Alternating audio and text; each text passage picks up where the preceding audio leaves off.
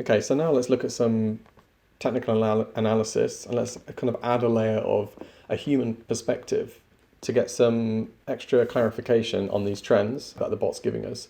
So we can see here at the top of the list, we've got Matic and ADA at the moment. Market's a little bit shifty, as I keep saying, at the moment, so there's not loads of cryptos that are looking really good, but these two look great right now. They're holding above the moving averages, we can see quite clearly on these quick charts, and generally the movement's pretty good. Okay, let's load up a TradingView chart. We can do an extra bit of analysis. Again, I'm going to press Alt-L so I can see the chart better in a logarithmic view. So the starting point of this, the backbone of this app, is that you're getting some consistency in the quality of the trends. So you've got that. That's just your starting point. The bot's telling you, like, look, this looks good. And that's kind of consistent. And if you can see that the bot is generally consistent, which if you look at the app, you'll see that it is. You can say, okay, well, the bot's consistent, it's code. So, I know that that's going to give me consistency, and then I can add on top of that. Okay, so now we're adding these extra layers, the subtlety of what the human brain can do onto these algorithms. I'm going to draw a trend line here, and one of the best ways to use trend lines is to draw them down like this. People like to draw them up, and you can draw them up, but it's kind of a bit unnecessary in cryptos, and it's definitely enough. If you've got a strong uptrend, it's enough that it's above the 100 moving averages, and you're bouncing on the Williams alligator, these fast moving averages. That's enough to tell you it's going in the right direction. The trend line becomes really useful to say when the market's shifting back in the opposite direction. So if we just sort of zoom in a little bit here in this one here, and we're going to draw a trend line across the tops of these swings down. So what's happening is, at this point, they're deciding that it needs to be sold off, and they're scared, and they want to take some profits, or whatever their reasons are. And what we want to kind of take from that is that we want to say, okay, give these sellers the opportunity to sell, and that's really good for us, because that kind of tells us that the market's had an opportunity to crash, and we really want the market to have an opportunity to crash, because once it's had its opportunity, people can be more confident that the market's strong enough. You can see you want the sellers to feel satisfied that they've pushed it as far as they can, and that the market is able to deal with the panic.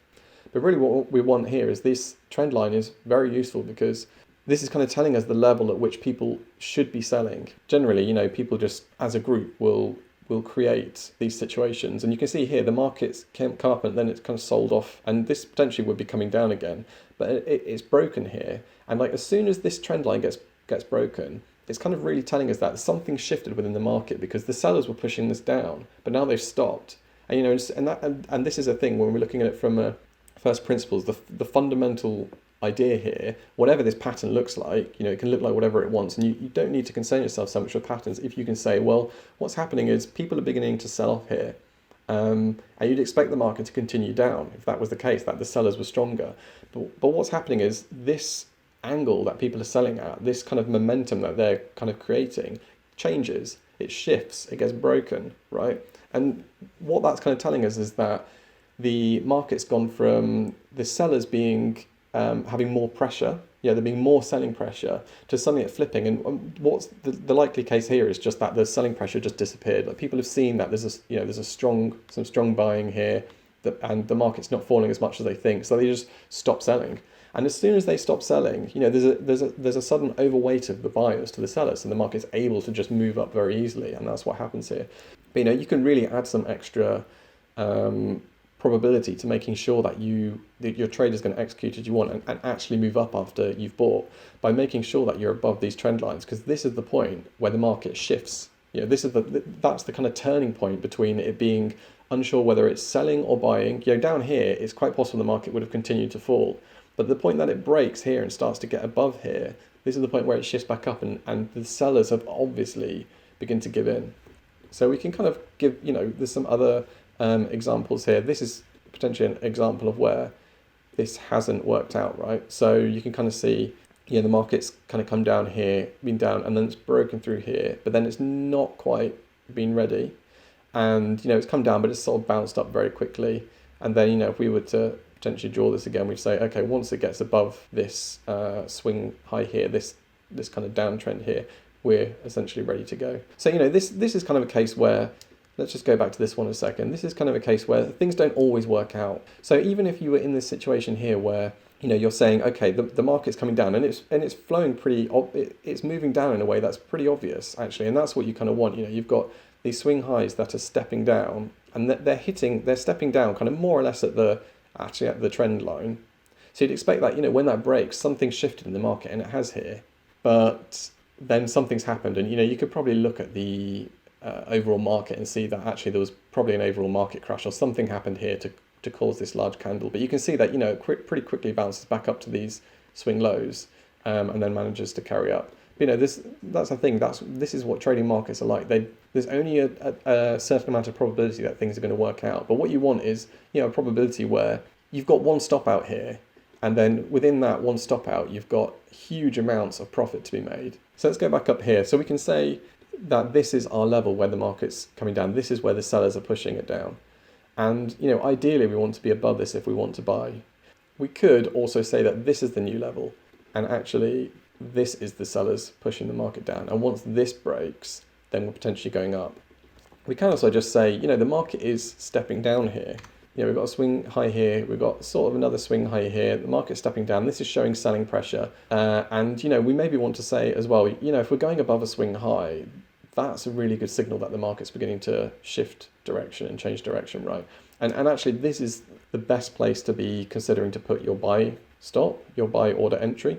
If you're putting your buy order above the swing high, essentially what you're saying is that here, the reason that this was a swing high and it fell down was because, everyone's sort of correlating their ideas that, okay, we need to be selling a little bit, something's wrong with the market, whatever they're selling. So if this begins to break, if the price breaks above here, it's the same thing with this downtrend. You're kind of saying, those people have stopped selling at that point, and that means that the market must be shifting a bit. If the price is able to get above that, then there isn't the selling pressure there anymore. You can see that, let's imagine there's a sell-off here, and let's imagine we think this is the start of a downtrend, okay? And if that was the case, essentially what should be happening is, you can see the market's moving like this, right?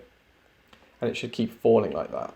Or in this case, what should actually happen is the market should come down like this, come up here, and then start falling further than this bottom trend line like this. And then it will come up, it won't reach this top one, and then it will fall. And that's because fear really drives markets down quicker and quicker. The more people see a market falling, the faster it falls because people get scared very easily. Okay, so what we can do is we can look at this and we can say, it's got this, what people would kind of call a wedge shape. The market with this swing high here, it's kind of setting its rate of fall, right? It's saying this is the rate of fall. So, if the market begins to bounce here, what we're kind of saying is that the rate of fall isn't what the sellers think. Actually, there's buyers here and they're coming in, and people aren't scared enough to let this fall at the rate of fall that the market the sellers think that they should be selling off here. Once this begins to, that's giving us another clue that actually there's some strength left in the market. And as soon as this begins to shift back up again, we've got this idea that, we've got these extra confirmations that the market's actually, it's holding, it's strong, and it's shifting, and it's doing that, that's all happening within these moving averages, which is, the common place for them to sort of bounce. So this is, a great place to potentially think about putting a stop. When we're adding these layers onto the top of the box, we're really getting some kind of nuanced perspectives on what's going on, and, really stacking the probabilities that we're going to have profitable trades. Okay, so let's do this with one more just to get a quick idea. I'm going to do Alt-L to get into logarithmic mode. Let's just do some trend lines to get another sense of this idea of momentum kind of changing direction. So I'm just going to draw these down. You can kind of see here that once we start to get through this trend line here, it begins to kind of shift back up. Here it's a bit, actually if we'd have put a stop under here, we would have got stopped out, unfortunately. And again, this is the same thing where, things aren't always going to work out 100% all the time. Sometimes you might see this happen and you think this is a great place, and this was actually a pretty good entry if you'd have put a buy order somewhere above here, or once it got above this line, but unfortunately it didn't work out that time. But you can see the next times there's still tons of profit to be made along here, and you've got the same thing here. This is a bit smaller, but you could draw a line down here and you're saying as soon as it's shifting above, we're going to start seeing that this is moving back up again. Even if without this trend line, if we just put a buy order above this swing high here, then that would be a great place to try and enter.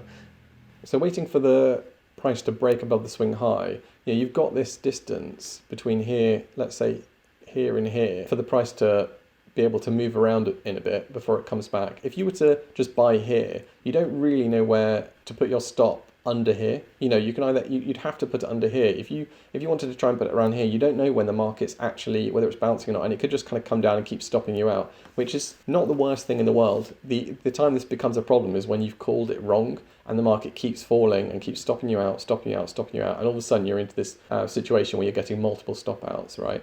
This thing, we're waiting for the market to shift back, and then we're waiting for the market to break above, and that gives us a bit of a distance for the market to potentially play around before it actually starts to move up. And we've got our stop down here, and we're just going to wait for the market to kind of do what it wants before it starts to move us into profit.